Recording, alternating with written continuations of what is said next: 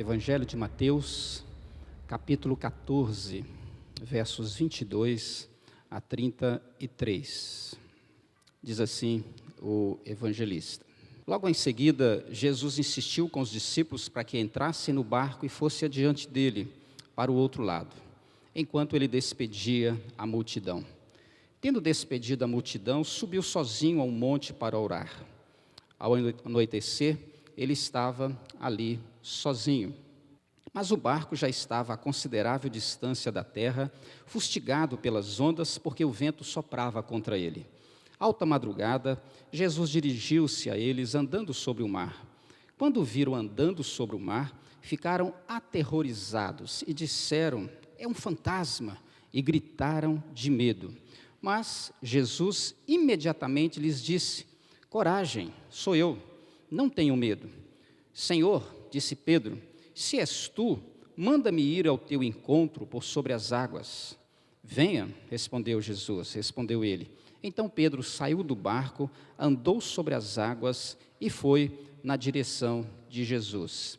Mas, quando reparou no vento, ficou com medo e, começando a afundar, gritou: "Senhor, salva-me." Imediatamente Jesus estendeu a mão e o segurou e disse: "Homem de pequena fé, por que você duvidou?" Quando entraram no barco, o vento cessou. Então os que estavam no barco o adoraram, dizendo: "Verdadeiramente tu és Filho de Deus." Palavra de acordo com o Evangelho de Mateus, no capítulo 14, versos 22 a 33. O homem, desde que homem é, convive há séculos com as mais variadas oscilações. A que chamamos de altos e baixos. De certa maneira, ninguém é permanente, ninguém é linear. Eu e você somos um tipo de gangorra, um tipo de pêndulo, ou quem sabe, um estilo de vida meio montanha-russa. Uma hora nós estamos lá em cima, outra hora nós estamos lá embaixo. Mas essas oscilações, algumas delas têm até caráter de saúde, caráter médico mesmo. Uma das mais conhecidas é a oscilação de humor, que é também chamado transtorno bipolar afetivo. São aquelas pessoas que, no dado momento, estão com uma euforia, além dos limites, exagerada. Mas, em outro momento, tudo para essa pessoa é repugnante e detestável.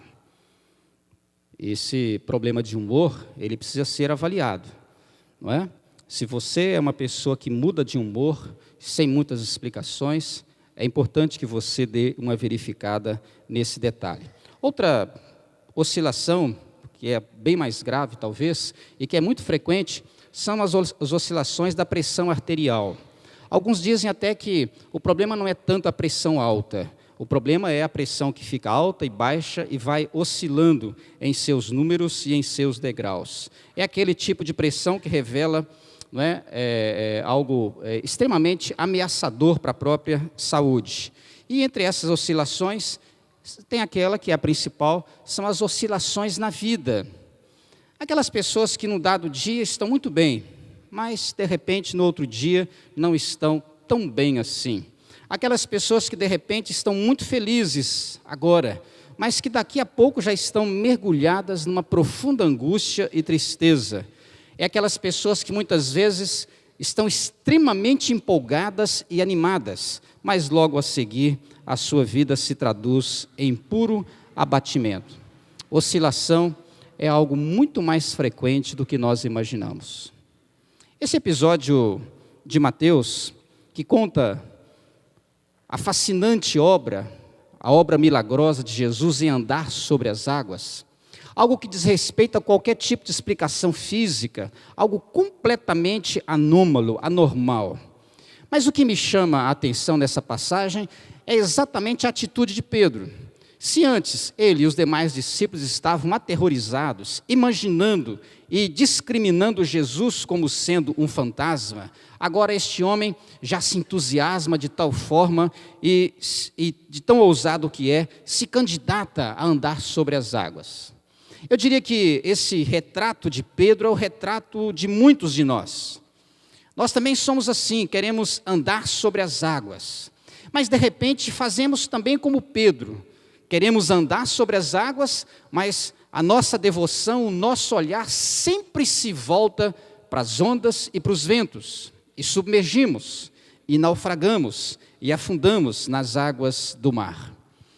Esse momento aparente de fracasso, tanto quanto os outros momentos que Jesus teve com seus discípulos, na verdade, são oportunidades que Cristo usa para aperfeiçoar a vida dos seus discípulos, trabalhando os seus corações e as suas mentes. E essa passagem, narrando a experiência de Pedro, ela me ensina algo muito interessante. Já temos aí as lições. O andar sobre as águas e os sinais de uma vida oscilante. O andar sobre as águas e os sinais de uma vida oscilante. Eu analiso essa passagem e encontro neste modo de viver que ele falta um pouco mais de responsabilidade. Pedro usa o andar sobre as águas talvez apenas como uma aventura. Ele diz no verso 28, se és tu, Senhor mesmo, não é um fantasma, ordena para que eu vá a teu encontro por sobre as águas. Jesus responde, venha. E ele então se aventura, sai do barco, anda sobre as águas e ele vai até a direção de Jesus. A princípio, o texto, mostrando e identificando essa sugestão de Pedro, se baseia em um aspecto muito relevante e sempre presente na espiritualidade das pessoas. Todos os homens que creem amam participar do sobrenatural. Eu já vi pessoas, por exemplo, na sua experiência espiritual, intercederem por enfermo, e Deus atendeu a oração e essa pessoa foi curada. Isso acontece mesmo. Isso é fato. Então, aventurar-se ou participar-se do sobrenatural é algo fascinante. E não é natural andar sobre as águas. O sobrenatural, ele tem esse princípio, esse incentivo, esse atrativo. Ele é impressionante, ele é único, ele é maravilhoso. Quem vivencia tais experiências, saboreia esta gama de experiências também. Pedro dá, até certo ponto, sinais de uma profunda espiritualidade. Quando ele deixa sob o poder de Jesus, debaixo da autoridade de Jesus, a possibilidade de sugestão. A princípio, Pedro leva a sério, porque Jesus, ao ordená-lo, ao dizer que ele deveria se encontrar com ele, ele o faz assim, confiadamente. Mesmo que o prodigioso, o aventuroso, se torne ou seja apenas um grande desejo do seu coração. Mas Pedro começa bem, espiritualmente. Ele crê que Jesus tem poder para ordená-lo a andar sobre as águas. Mas, de fato, Pedro faz mais ao propor a Jesus que ele ande soberano sobre as águas. O apelo pela ordem de Jesus é um tipo especial de confissão. Ele está dizendo que crê que há suficiência no poder de Cristo. Se Jesus disser a ele, vem, anda sobre as águas, ele anda. Ele crê nessa suficiência de Jesus. Só Jesus tem poder para realizar tamanha façanha. Inicialmente, ele está disposto a debruçar-se sobre a solidez da fé. Mas, ao mesmo tempo, chama a sua atenção para esse detalhe. Há aqui também um sinal evidente de certa irresponsabilidade, especialmente pelo tamanho do despropósito. E a pergunta que se faz é o seguinte, andar sobre as águas, qual o objetivo disto?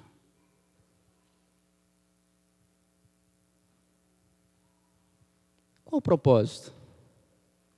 Ainda que Jesus tenha autorizado, e seja ali um co-participante, e até um grande participante, uma participação decisiva, mas qual o propósito? Será que Pedro queria imitar Jesus? Será que não existem outras maneiras mais recomendáveis de imitarmos a Cristo? Será que Pedro queria apenas se destacar como superior aos demais discípulos? No pensamento do próprio Jesus, maior é o menor. Participar de algo singular, mirabolante, bizarro, incomum, extraordinário. Mas as grandes coisas que Deus faz, em muitos desdobramentos espirituais, são tão grandiosas, bizarras, incomuns, extraordinárias, e até mais do que simplesmente andar sobre as águas. A princípio, eu enxergo que é uma mera aventura, é o contrário de uma responsabilidade. O que Pedro sugere é algo sem sentido, fútil, impensado, firmado na sua empolgação. Ele é precipitado, é imprudente. Há um completo despropósito. E é importante observar que na própria Escritura, nós temos algumas pessoas que levam a vida com Deus assim, debaixo do signo da aventura. São pessoas que sugerem a Deus e que pedem a Deus coisas estupendas, extraordinárias. A mãe de Tiago e João, quem sabe com o apoio dos próprios filhos, chegaram para Jesus e pediram, olha, gostaria que nós ficássemos ali à direita, à esquerda do Senhor, lá no final dos tempos, para a gente julgar as nações. E Jesus fala assim, não compete a mim decidir isso. Não é? Aliás, o maior é o menor. Nós temos também lá em Atos, essa história de Tiago e João está em Mateus 20, a partir do verso 21. Lá em Atos capítulo 8, verso 9 em diante, nós temos a presença de Simão, que era um mágico ou mago. Ele seguiu a Filipe, e ele ficou impressionado quando Pedro e os demais apóstolos oraram pelos crentes de Samaria, e de repente o Espírito Santo se manifestou. E esse mágico ou mago pretende comprar com dinheiro o dom do Espírito Santo. Pessoas que usam sua espiritualidade na concepção da aventura, querem milagres, querem coisas extraordinárias, querem que Deus se manifeste assim, daquele jeito, daquela maneira, apenas firmados na expectativa e no entusiasmo que procede do extraordinário. Pessoas que só andam atrás de coisas incomuns e de experiências sobrenaturais. Mas neste propósito, acabam revelando que não possui nem o básico. Porque o mesmo homem que se aventura a andar sobre as águas, afunda. Ele não teve fé suficiente para permanecer sobre as águas. Não faça de Deus uma aventura. Faça de Deus uma responsabilidade. O andar sobre as águas e os sinais de uma vida oscilante. Neste modo de viver, falta um pouco mais de responsabilidade. Segunda coisa, neste modo de viver, falta um pouco mais de continuidade. Venha, respondeu Jesus. Então Pedro saiu do barco, andou e foi na direção de Jesus. Mas, verso 30, quando reparou no vento, ficou com medo e, começando a afundar, gritou, Senhor, salva-me. Já dá para perceber que ele começa, mas não continua. A Bíblia fala no livro do Apocalipse sobre o primeiro amor. O primeiro amor nada mais é do que uma primeira experiência que você tem com Deus, de um modo tão impactante, tão profundo, que você fica completamente rendido e apaixonado por Deus. Você ama Deus de fato. Mas se este sentimento, se esta sua decisão, se este modo de ser espiritual não continuar, não for trabalhado, se ele não for cultivado, a tendência é que a gente esfrie, que a gente perca o interesse, que a gente se acostume com Deus. E daqui a pouco nós estamos frios, tanto quanto antes de conhecer o próprio Deus. E a recomendação é que eu e você voltemos ao primeiro amor. Assim é a aventura, aquela experiência de começos maravilhosos, empolgantes, marcantes, fáceis e até realizáveis, mas destituída de continuidade. É aquele tipo de espiritualidade aventurosa que só exerce influência sobre os começos, mas que não nos mantém no meio e que dificilmente nos conduz ao fim. Como tudo na vida, é fácil começar, o difícil é continuar. Esse estado de espírito sempre perde para o tempo, especialmente se esse tempo prolonga um pouco mais, se é um pouco mais extenso. Esse tipo de viver começa bem e na falta de sequência termina mal. Ele começa bem porque o faz firmado na autoridade, no poder de Jesus. Ele começa bem porque o faz firmado em sua fé e na convicção que Jesus, aquele que anda sobre as águas, também domina sobre todas as coisas, águas, ventos e tempestades. E debaixo da sua autoridade ele pode andar. Ele começa bem e até acaba se tornando um destaque diante dos demais. Ninguém foi tão ousado e corajoso como Pedro.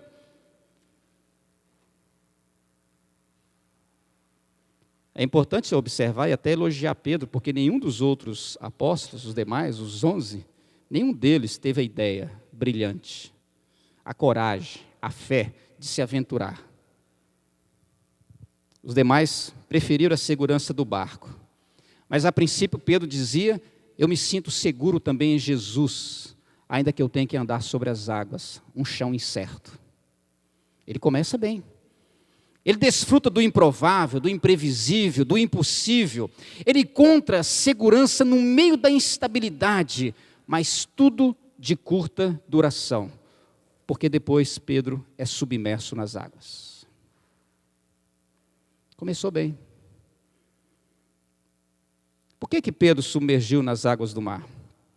O verso 30 diz que ele reparou no vento, ficou com medo, e quando ele começa a afundar, ele grita: Senhor, salva-me. A primeira coisa, e talvez seja a única coisa, é que Pedro deixou de andar em fé, para reparar as ondas e os ventos agitados. Ele tira os olhos de Jesus e passa a se inspirar e a se locomover e a caminhar reparando as circunstâncias. Ao tirar os olhos de Cristo, ele tira tudo que o seu coração precisava para manter-se sobre as águas. Pedro muda de foco. Pedro é desatento, distraído. Ele se deixa levar pelo que viu. O verbo grego aqui, reparar, significa percebeu. Há um estudo, há uma reflexão, há uma avaliação mais pormenorizada. Há dois agentes aqui nesse modo de perceber e de reparar. Ele julga as coisas a partir de si mesmo. Então Pedro olha para si e olha: meu Deus, eu estou sobre as águas. É o primeiro agente. E ele olha também a partir das circunstâncias. E quando ele olha a partir de si mesmo e a partir das circunstâncias, que são águas agitadas, impelidas pelo vento, ele deixa de olhar a partir da autoridade de Jesus. Ele começa a andar com aquilo que ele vê circunstancialmente. E esse caminho é caminho certo para o fracasso e para a frustração. Para não dizer ainda mais que é também um caminho contrário à caminhada de fé. Aí Pedro, o oscilante, oscila entre fé e medo, entre certeza e incerteza, ou convicção e incerteza, entre firmeza e fragilidade. São estas as oscilações que prejudicam severamente a espiritualidade de Pedro. Paulo, com essa mesma ideia, disse aos crentes de Éfeso, no capítulo 4, verso 14, que não sejamos como meninos inconstantes, altos e baixos, volúveis. O verso 31 diz que Jesus imediatamente estende a mão e segura Pedro pelas mãos. E ele diz: homem de pequena fé, por que você duvidou? Para o oscilante, para aquele que oscila, para as oscilações do coração e da alma, a fé é insuficiente por ser pouca. É pouca. Precisa ter mais. Especialmente diante de provas que estão muito para lá de exigentes. A fé que eu tenho hoje, ela precisa ser acrescida, ela precisa crescer, porque de repente eu enfrentarei tempos piores lá na frente. Eu tenho a fé básica, que crê em Jesus como Senhor, Salvador, mas eu preciso ter a fé um pouco além disso, ainda que a básica seja a mais importante. A coragem e a ousadia de Pedro são vencidas pela dúvida. Diz o verso 32 que quando eles entraram no barco, o vento cessou. E eu queria dizer para você que o que cessa aqui não são apenas os ventos, baseados e dependentes e submissos à autoridade de Jesus, mas são cessadas também as aventuras. São cessadas também, ou é cessada a fé que não durou, acabou, minguou. Por isso Jesus o adverte: isto compõe uma vida que vive assim, de altos e baixos. A pessoa não tem continuidade, ela não se mantém, ela não persevera, o andar sobre as águas e os sinais de uma vida oscilante. Neste modo de viver, falta um pouco mais de responsabilidade. Neste modo de viver, falta um pouco mais de continuidade. E neste modo de viver, falta um pouco mais de credulidade.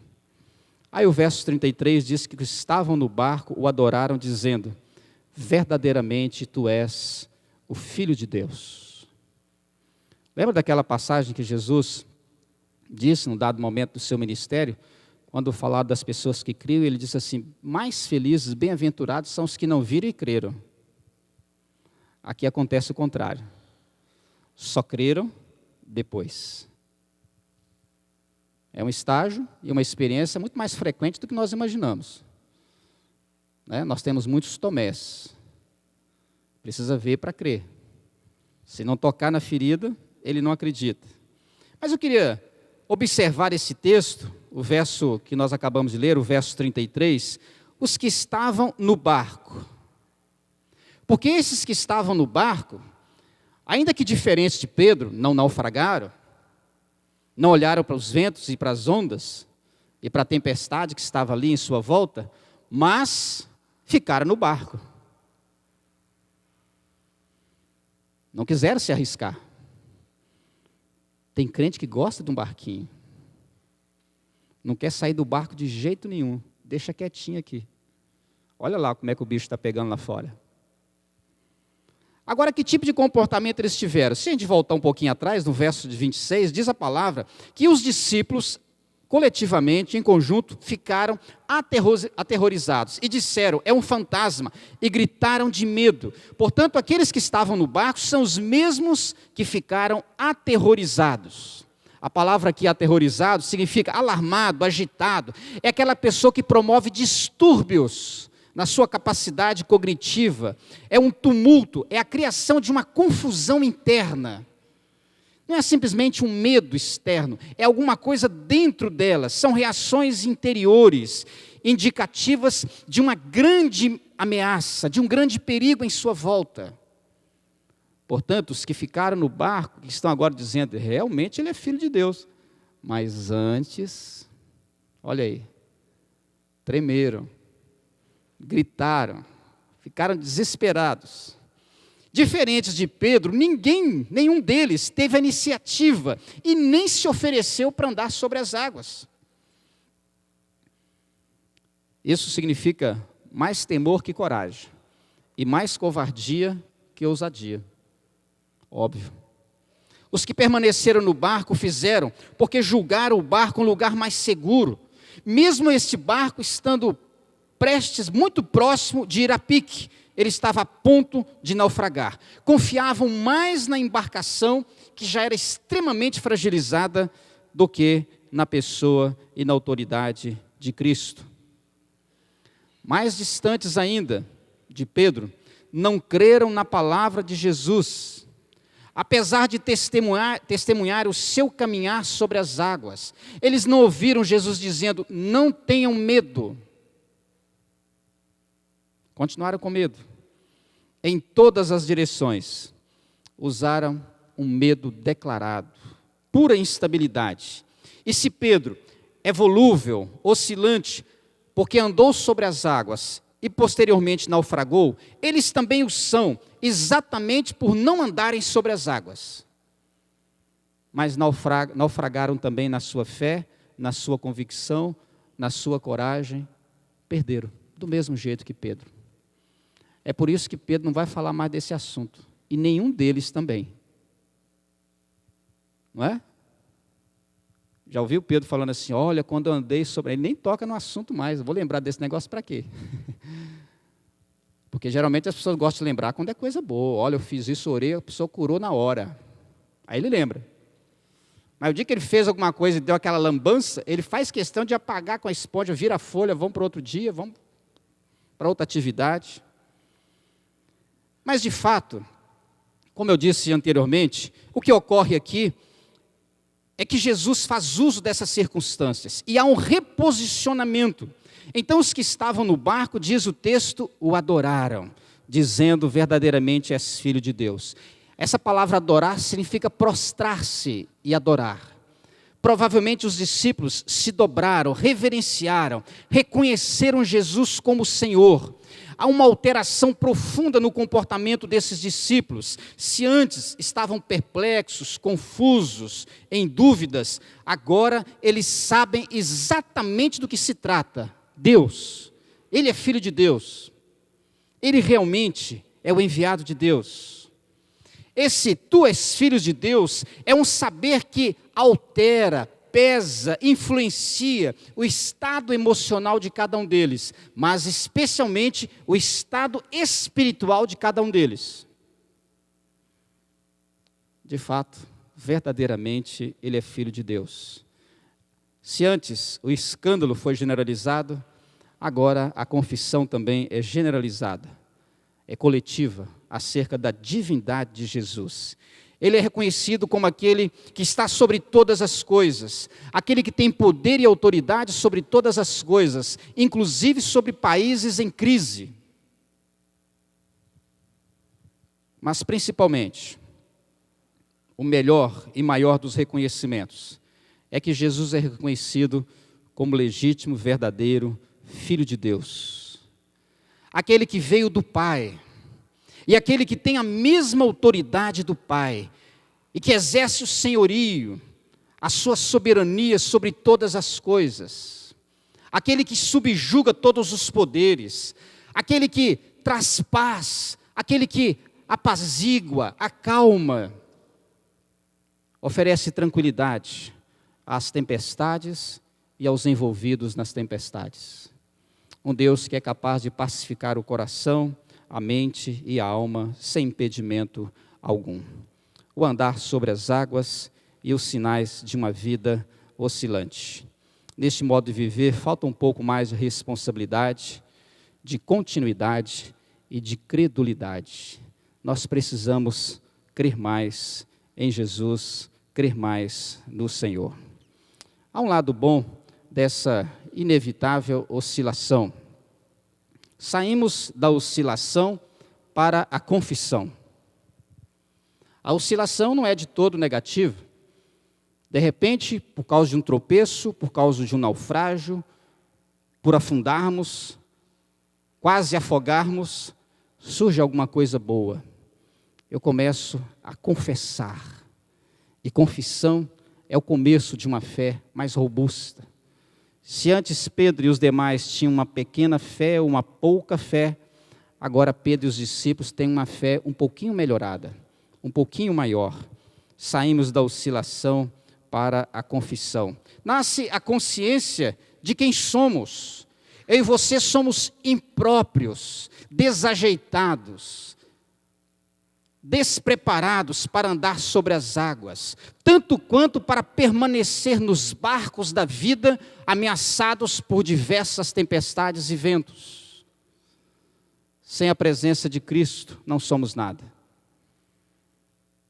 Mesmo que eu ande, eu afundo. Ou mesmo que eu esteja na aparente segurança do barco, o meu coração só tem medo, temor e insegurança. Eu me agarro no barquinho, no bote, no largo dele, mas provavelmente vou afundar com ele. Não somos suficientes. Nasce também a consciência do que são as circunstâncias da vida, de uma hora para outra. Hoje está tudo maravilhoso, amanhã vira uma desgraça. De uma hora para outra. Os tempos mudam de bom para pior. Nasce a consciência de quem é Jesus, o Senhor, por meio de quem todas as coisas são possíveis. É aquele que nos salva dos nossos afogamentos. Enquanto nos afogamos nos nossos temores, fracassos, Jesus é aquele que tem a sua mão estendida para nos reerguer e nos devolver a segurança do barco, que agora é marcado também pela sua presença. No barco com Jesus, dizia um cântico antigo, vai tudo muito bem. Apesar das oscilações próprias de cada um de nós, Jesus não nos rejeita, da mesma forma e modo que não rejeitou os seus discípulos. Jesus não dispensou Pedro e nenhum dos homens que gritaram de medo, imaginando que Jesus fosse um fantasma, algo absurdo.